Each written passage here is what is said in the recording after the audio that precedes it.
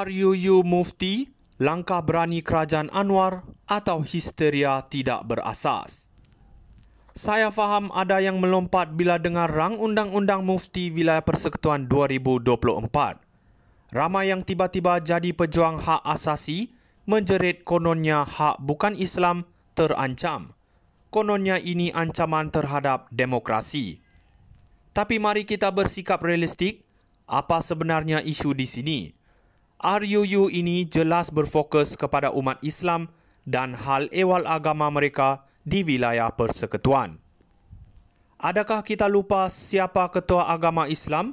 Agong. Jadi apabila ada pihak yang kata mufti ini boleh memusnahkan negara, mengancam kebebasan, saya tanya, sejak bila mufti lebih kuat daripada perlembagaan? Ini langkah kerajaan untuk memperkemas peranan agama dalam pentadbiran.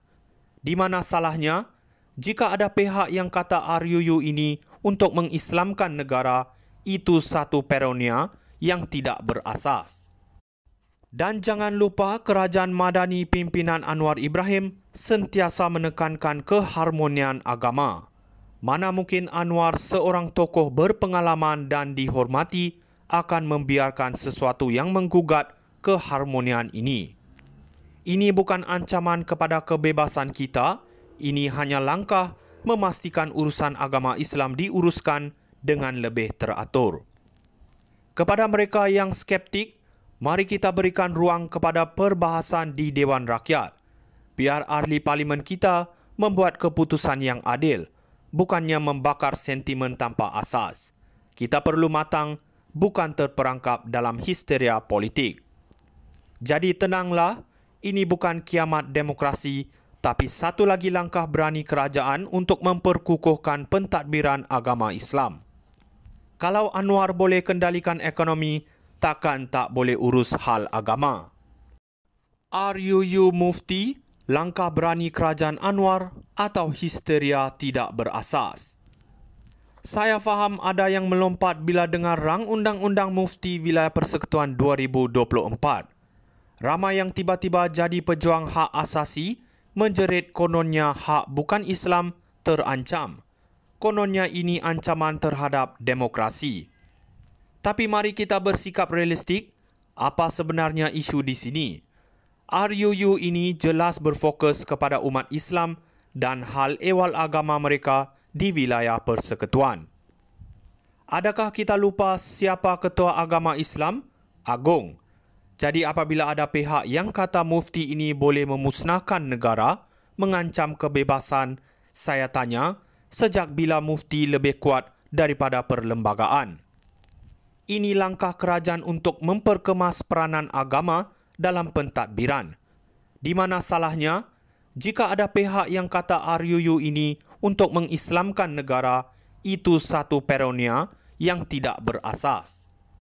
Dan jangan lupa kerajaan Madani pimpinan Anwar Ibrahim sentiasa menekankan keharmonian agama. Mana mungkin Anwar, seorang tokoh berpengalaman dan dihormati, akan membiarkan sesuatu yang menggugat keharmonian ini. Ini bukan ancaman kepada kebebasan kita, ini hanya langkah memastikan urusan agama Islam diuruskan dengan lebih teratur. Kepada mereka yang skeptik, mari kita berikan ruang kepada perbahasan di Dewan Rakyat.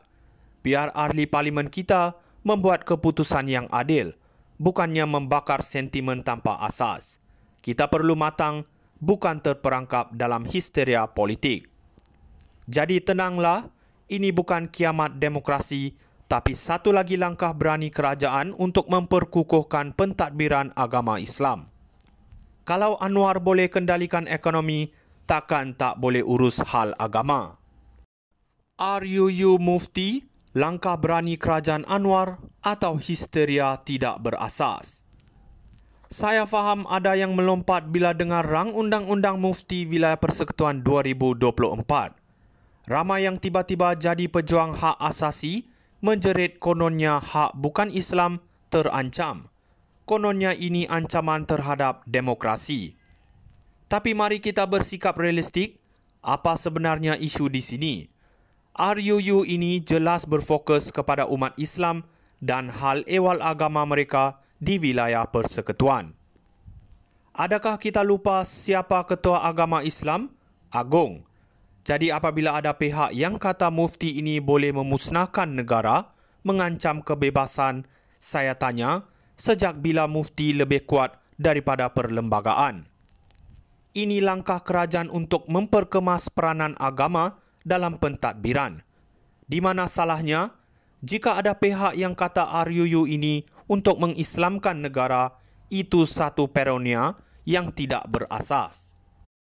Dan jangan lupa kerajaan Madani pimpinan Anwar Ibrahim sentiasa menekankan keharmonian agama. Mana mungkin Anwar, seorang tokoh berpengalaman dan dihormati, akan membiarkan sesuatu yang menggugat keharmonian ini. Ini bukan ancaman kepada kebebasan kita, ini hanya langkah memastikan urusan agama Islam diuruskan dengan lebih teratur. Kepada mereka yang skeptik, mari kita berikan ruang kepada perbahasan di Dewan Rakyat. Biar ahli parlimen kita membuat keputusan yang adil, bukannya membakar sentimen tanpa asas. Kita perlu matang, bukan terperangkap dalam histeria politik. Jadi tenanglah, ini bukan kiamat demokrasi, tapi satu lagi langkah berani kerajaan untuk memperkukuhkan pentadbiran agama Islam. Kalau Anwar boleh kendalikan ekonomi, takkan tak boleh urus hal agama. RUU Mufti, langkah berani kerajaan Anwar atau histeria tidak berasas? Saya faham ada yang melompat bila dengar rang Undang-Undang Mufti Wilayah Persekutuan 2024. Ramai yang tiba-tiba jadi pejuang hak asasi menjerit kononnya hak bukan Islam terancam. Kononnya ini ancaman terhadap demokrasi. Tapi mari kita bersikap realistik, apa sebenarnya isu di sini? RUU ini jelas berfokus kepada umat Islam dan hal ehwal agama mereka di wilayah persekutuan. Adakah kita lupa siapa Ketua Agama Islam? Agong. Jadi apabila ada pihak yang kata mufti ini boleh memusnahkan negara, mengancam kebebasan, saya tanya, sejak bila mufti lebih kuat daripada perlembagaan? Ini langkah kerajaan untuk memperkemas peranan agama dalam pentadbiran.